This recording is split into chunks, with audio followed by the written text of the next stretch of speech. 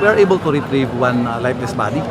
It's one of the guests of the hotel at ang sabi naman ng hotel management, siya na lang daw yung naiwan na hindi nakalabas.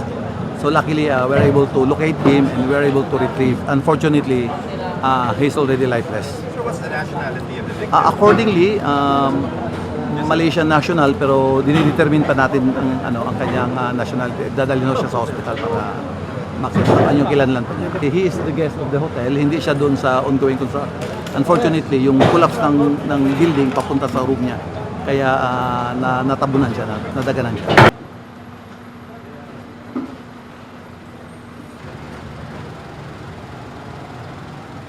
Sa ngayon, may nakita tayong dalawa na ongoing po yung kanyang search and rescue. They are conscious.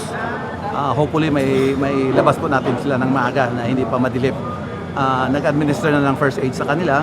Dalawa silang nadaganan yung matanda at saka yung bata. So sinisikap natin na mailabas agad sila.